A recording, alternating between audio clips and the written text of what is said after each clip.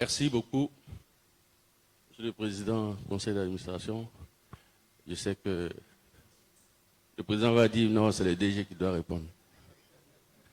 Non, je voulais juste dire que Erenba a posé la problématique de la consommation locale, effectivement.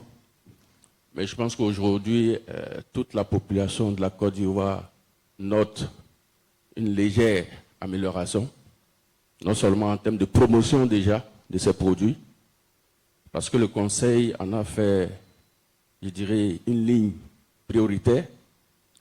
C'est vrai que nous sommes à un certain niveau de transformation conséquent aujourd'hui, et pour nous, il fallait que nous puissions faire la promotion déjà des produits qui sont issus de ces usines.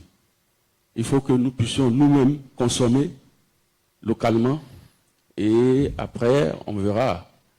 Mais quand on regarde aujourd'hui tous les produits dérivés qui sont sur la place, je pense qu'on peut dire qu'il y a un marché local qui est en train de se constituer. Je peux parler de certains produits qui sont dans des supermarchés aujourd'hui. Vous regardez avec les logos de ces entreprises qui produisent ces produits.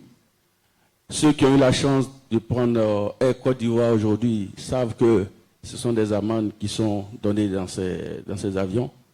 Pour nous, il y a un marché local. C'est vrai que nous n'avons pas atteint nos objectifs en termes de consommation locale. Et c'est pour cela que nous avons une direction, je dirais, communication et marketing qui a été créée au sein du Conseil du coton et de l'ANACAT. On n'avait pas cette direction. Mais c'est une mission première de cette direction de promouvoir tout ce qui est produit dérivé de l'ANACAT. Et je pense que ça marche bien. Nous sommes aujourd'hui en plein, je dirais, au niveau de la Coupe du Monde.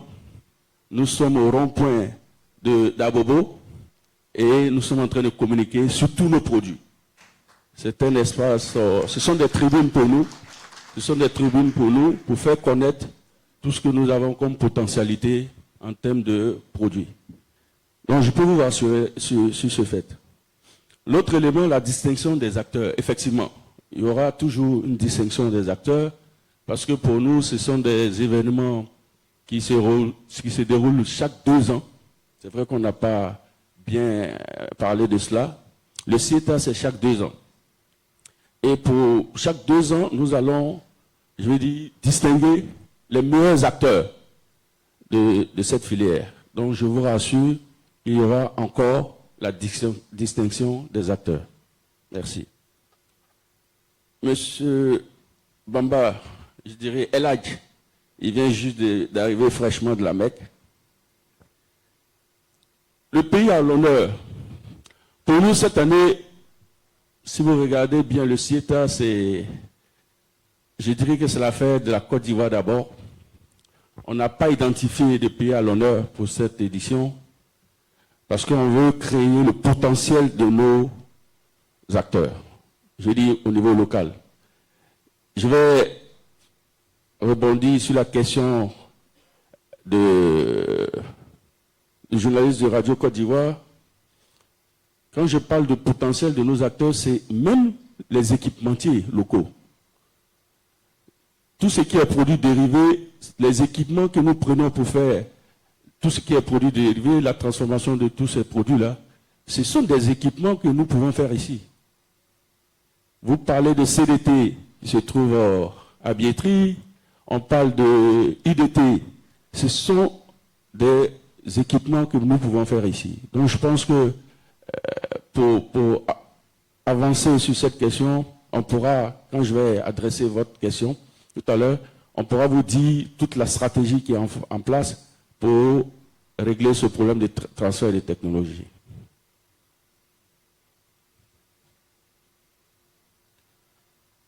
La transformation de la pomme, s'il y a un taux aujourd'hui qu'on peut indiquer, je ne pourrais pas vous donner un taux. Parce que pour nous, la transformation de la pomme, elle est insignifiante en Côte d'Ivoire. J'avoue, elle est insignifiante. Parce que ce sont des petites unités traditionnelles même qui sont à la base de ce que nous avons comme résultat aujourd'hui. Mais je peux vous dire aussi que très bientôt, nécessairement premier trimestre 2027, nous aurons une grosse unité de transformation de la pomme qui va traiter pratiquement 100 000 tonnes de pommes.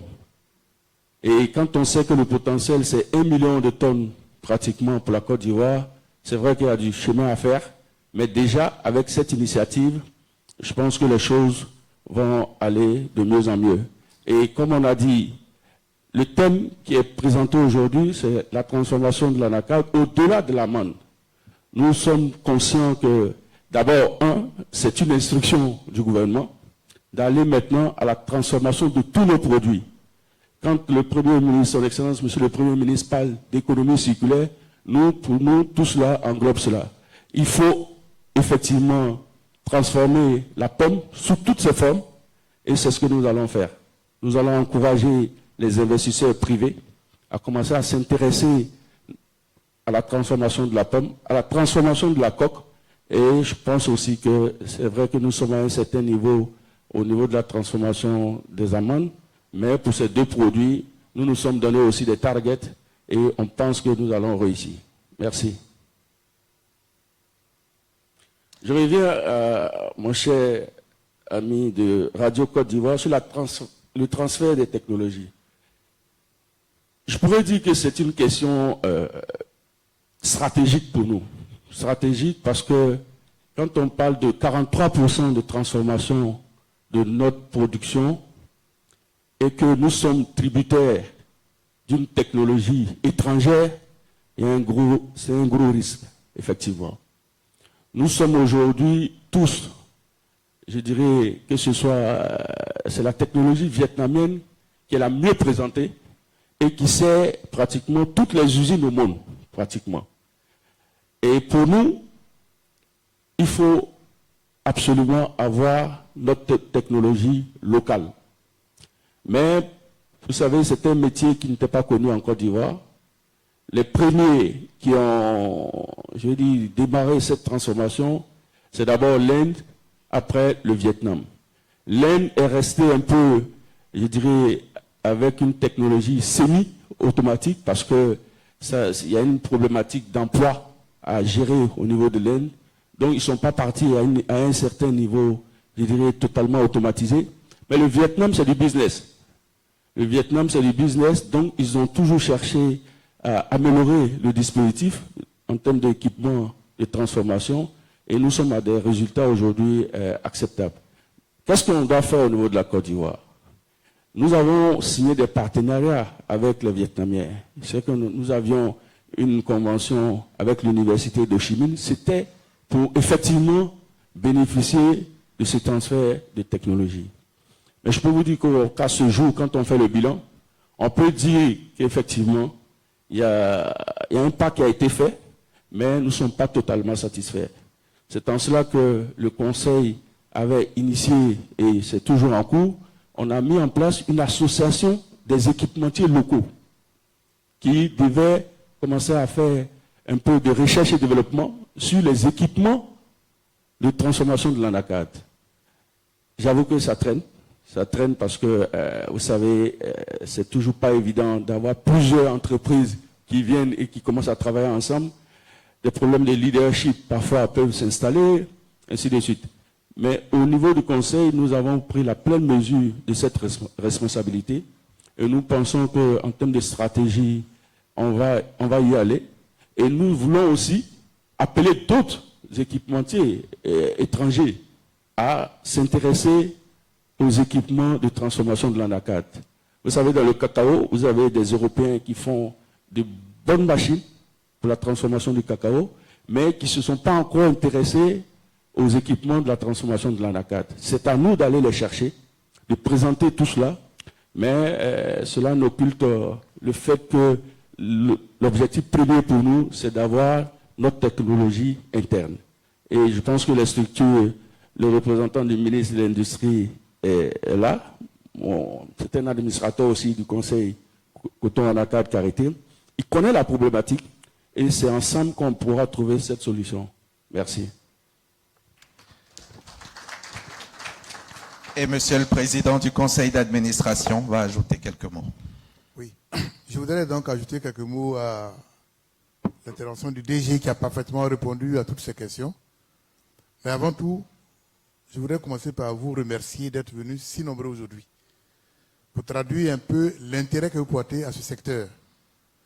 Si vous avez suivi d'abord le discours du DG à l'ouverture, le petit film qui a été présenté, et également Vaudou avec la nouvelle édition, vous voyez que dans la chronologie, ce qui a été fait. Je voudrais, au moment où moi je prends la tête de cette filière-là, saluer tous mes prédécesseurs, tous ceux qui ont œuvré. Vous avez vu un peu le bilan. De 2014 à aujourd'hui, comment nous avons progressé. Comment nous avons traduit dans les faits cette vision du chef de l'État de faire en sorte que nous puissions donc transformer nos produits. Aujourd'hui, nous sommes à un certain niveau et on doit passer une étape supérieure. C'est ce qui a été indiqué tout à l'heure. Les problématiques que vous venez de soulever sont prises en compte justement dans cette édition que nous allons faire. Parce qu'effectivement, nous sommes aujourd'hui arrivés à un niveau de transformation. Nous visons les 100% à l'horizon 2030. Mais les questions que vous soulevez, notamment liées aux outils, c'est pour ça que le thème de cette édition est fort à propos. Et c'est pour ça que je me réjouis de votre présence massive ce matin. Parce que c'est une œuvre collective. C'est ensemble que nous allons réussir donc à traduire concrètement le rêve que le président a eu d'arriver à ce niveau de transformation. Et cela, tous les acteurs qui sont là, de l'écosystème, chacun doit pouvoir jouer sa partition. Mais quand je regarde le programme qui a été décliné pour cette édition, je suis convaincu que sorti de là, nous allons donc entamer une nouvelle étape qui nous permettra d'atteindre l'objectif que nous visons et que nous avons fixé, n'est-ce pas, à nos autorités. Merci beaucoup. C'était donc la première série de questions. On va en prendre une seconde, la toute dernière. 3 questions, donc un micro ici à l'avant. Bonjour tout le monde, je m'appelle Alessio Salvadori, je suis l'un des employés de l'Agence italienne de coopération au développement, ambassade d'Italie. Moi je voudrais poser une question au CCHK. Qu'est-ce qu'on va faire pour permettre à l'entreprise ivoirienne de taille petite et moyenne d'accéder au financement nécessaire pour pouvoir s'équiper des technologies nécessaires pour rentrer dans les segments de la transformation. Et on sait très bien, monsieur le directeur général, que les grands d'acteurs, les grands opérateurs de la transformation industrielle de l'anacarde en Côte d'Ivoire sont plutôt des groupes à capital étranger. Moi, je souhaiterais bien que beaucoup plus d'acteurs ivoiriens, y compris celui des tailles petites et moyennes, puissent accéder et faire l'investissement nécessaire. Mais on sait que les capitales nécessaires pour pouvoir acquérir des technologies, et pourquoi pas des technologies italiennes, parce qu'on en a. On en a. Merci. Merci beaucoup. Mais il faut beaucoup d'argent pour les CAPEX d'investissement technologique et aussi pour les OPEX des crédits de campagne. Qu'est-ce qu'on va faire, monsieur le directeur général? Merci beaucoup. Deuxième question. Deuxième question. Troisième question. C'est parti, monsieur le directeur général. Je l'ai croisé il y a 2 jours de cela, mais j'avoue que j'ai appris beaucoup sur l'Italie. Et je peux dire que l'Italie est un partenaire. Ils ont souhaité nous accompagner sur la filière anacarde. Je voudrais déjà vous dire merci. Merci de cette collaboration qui va naître bientôt. Ce qu'il a indiqué, c'est le financement de nos PME. Je dirais qu'ils sont dans le secteur de la transformation.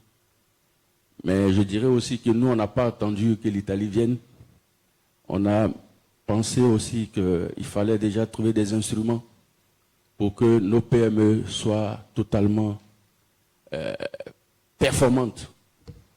Et si vous avez suivi l'actualité, je pense qu'il n'y a pas très longtemps, on a signé avec une banque nationale, la Banque nationale d'investissement, et je dirais que nous, on considère comme de potentiels champions nationaux dans le secteur de la transformation de l'ANACAD pour justement régler ce problème de financement de ces PME-là.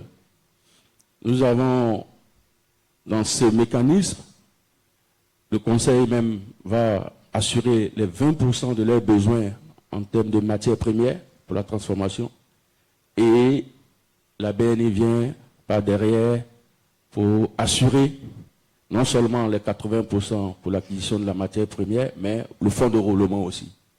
Donc, comme vous l'avez indiqué, ce sont des problématiques. Maintenant, lorsque vous avez des PME qui ont des idées et qui ont, je dirais, le background pour faire la transformation de l'ANACAD, il va se poser toujours le problème d'investissement en équipement. Est-ce que vous comprenez? Et ça, on ne l'a pas, effectivement, pour l'instant. Mais avec le conseil d'administration, je pense qu'on a créé quelque chose, même s'ils n'ont pas vu de manière subtile, on a mis ça dans le budget, ils ont validé le budget. C'est de manière subtile, on a mis, je dirais, un certain niveau pour accompagner les petites, les entreprises, nos entreprises qui sont dans la transformation de l'ANACAD, au niveau des équipements. Au niveau des équipements. Et pour nous, c'est une enveloppe. C'est tout. Vous êtes là, je suis avec le PCA, vous pouvez lui demander de tripler l'enveloppe. Je pense qu'on va proposer ça dans le prochain budget encore, parce qu'on estime aussi que quand on a la capacité, que nous-mêmes nous sommes convaincus du potentiel de l'opérateur, on doit l'accompagner. On doit l'accompagner, quitte à mettre un dispositif, je dirais, qui va nous permettre à ce qu'il rembourse après. Mais il faut absolument qu'on puisse les aider en termes d'extension même de leur unité. Il ne faut pas qu'on soit tout le temps en train de... Ils sont là, ils ont une capacité de 3000 tonnes, il va faire 10 ans avec les 3000 tonnes. Pour nous, ce n'est pas l'objectif. Ce n'est pas l'objectif. Donc, je suis parfaitement d'accord avec vous.